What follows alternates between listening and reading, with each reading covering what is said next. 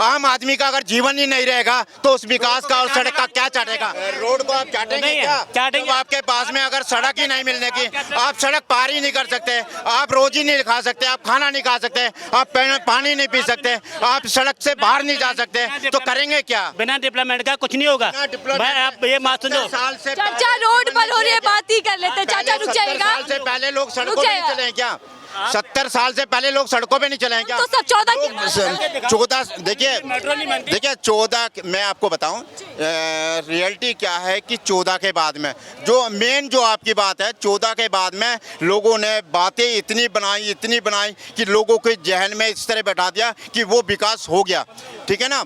और 15 नहीं जो है पहले एक मिनट बात सुन लो, विकास हो गया, लेकिन धरातल पर जीवन में आदमी आज रोजी से, रोजगार से, घर से, परिवार से, जो परिवार था ना घरों के अंदर, वो परिवार में भाईचारा भी टूट गया है। लोग अपने भाई को नहीं देख रहे हैं, या तो मोबाइल को देख रहे हैं, या लोगों की राजनीतिक देख रहे हैं, या समाज की कुछ और बातें देख रहे हैं। लेकिन जो घर के अंदर एक आपसी पहनावा था, जो आपसी भाईचारा था, जो सेंटेंस थे, जो शब्द थे, हम चाचा को चाचा नहीं समझ रहे, भाई को भाई नहीं समझ रहे, ये कहाँ से आया है? ये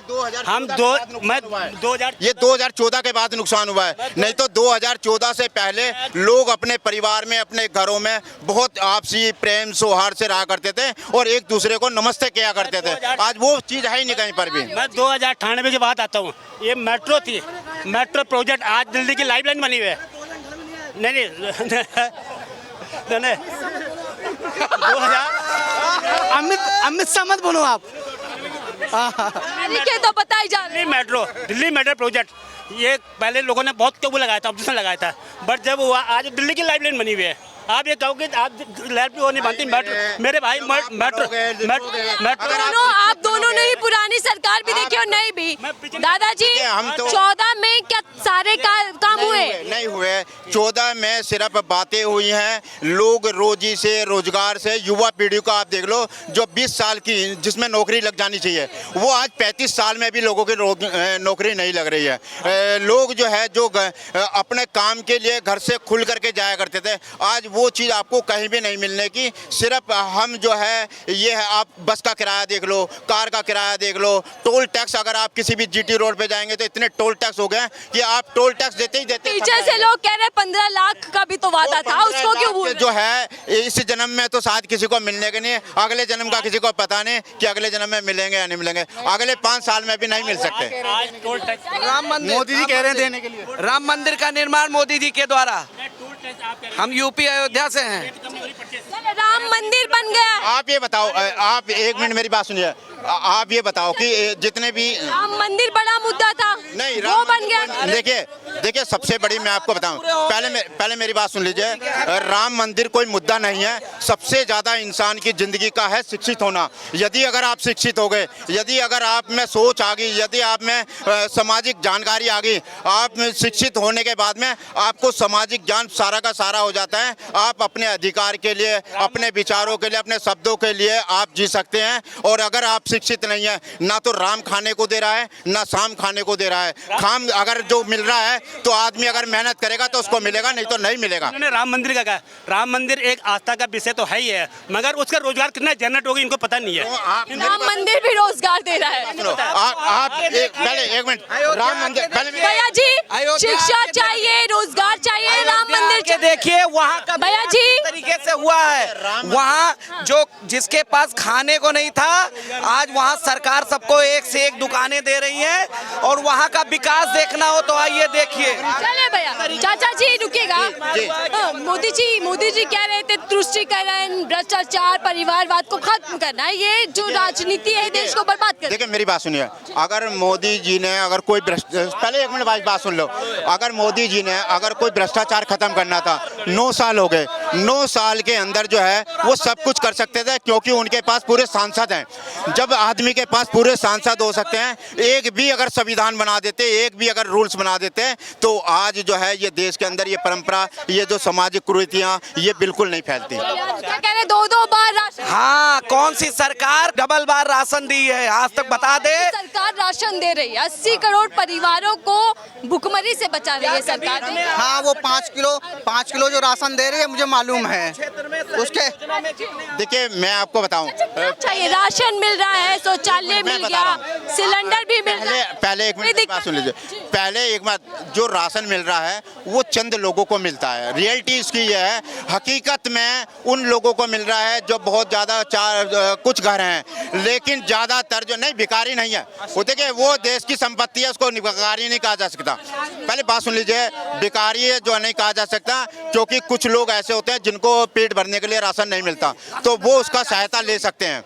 लेकिन सबसे बड़ी बात यह है कि जिन लोगों को राशन मिलना चाहिए, जो सबसे ज़्यादा जिनको राशन मिलना चाहिए, वो राशन पूरी तरीके से नहीं मिल रहा है। और 5 किलो अगर आटा दे करके या 5 किलो गेहूं दे के अगर आप 15,000 या 3,000 या 2,000 रुपये बढ़ाते हो, तो मैं समझता हूं कि वो बिल्कुल भी सही नहीं है।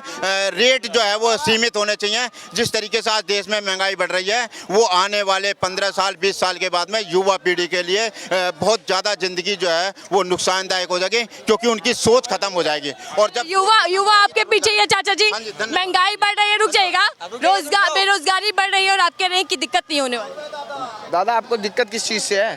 भैया मेरे को कोई चीज़ से नहीं है, हमें तो महंगाई से दिक्कत है, हमें किसी चीज़ से नहीं है। आप तो युवा हैं तो कर लेंगे, अगर हम जैसे बुढ़ापे वाले आदमी हैं, हम रोटी कहाँ से खाएंगे, हम परिवार कहाँ से चलाएंगे? हमारे लिए मेन बात यह है, आप युवा हैं, 65 साल के बाद में जब आप आ जाओगे तो आपके परिवार के, आपके बच्चे भी आपको घर से बाहर निकाल देते हैं, और ये हकीकत है। तो ये स्टैंड काय के लिए छोड़िए, अरे नहीं, ये कहाँ से ये इसको ये 1500, ये मेरी बात सुनिए, नहीं है, ये इसके पास एक्स्ट्रा पैसे वही खरीदेगा। मोदी जी का भाषण सुने कभी? आपका मोबाइल मैं मोदी जी का तो हमेशा सुनता रहता हूँ। मोदी जी के 240 रुपया का रिचार्ज महीने में करा लेंगे, 5 परिवार होगा तो 5 मोबाइल होंगे, 5 दूना 10। आप एक बात बताओ, मोबाइल मेरी बात सुनो, मोबाइल आदमी की जरूरत बनाई, पहले सुन लें, मोबाइल आदमी की जरूरत बनाई है। पहले सुन तो लो बात को, कि मोबाइल जरूरत इसलिए बनाई है, आधार कार्ड उससे लिंक किया गया है, जो है जितने भी पैन कार्ड है उससे लिंक किए गए हैं, जितने भी सारी चीजें हैं वो लिंक किए गए हैं। यदि अगर आपके पास में आधार कार्ड, अगर मोबाइल उसमें नहीं है, तो आपकी इनकमिंग भी जो है वो बिल्कुल बंद हो जाती है। तो उसके बाद में आपका मोबाइल ऐसा हो जाता है जैसे आप है ही नहीं, ठीक है ना? तो 6G की बात तो मत करो ना। तो मोबाइल भी हैंग नहीं होगा भैया।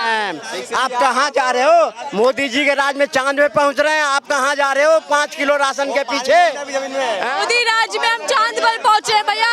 महंगाई बेरोजगारी का क्या हाल है? कोई रोजगारी बेरोजगारी नहीं है, नहीं है। महंगाई नहीं है, कुछ नहीं है। प्याज कितने रुपए दाम मिल रही है?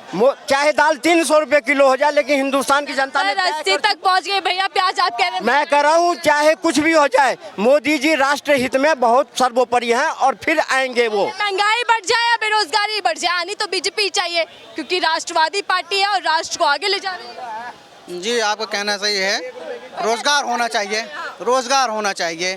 ये जरूरी नहीं है कि बीजेपी आए और या कांग्रेस आए, रोजगार होना चाहिए। और मोदी जी ने 10 साल उनका कार्यकाल होने जा रहा है, जो युवा 25 साल का था वो 35 का हो गया है, ओवर एज हो रहा है। आप मोदी जी को ऐसे बनाए रहिए 5 साल और वो 40 साल का हो जाएगा। जी बनाइए बिल्कुल बनाइए जी, बिल्कुल। तो रोजगार सरकार नहीं दे पाएगी? जी नहीं विफल रही है।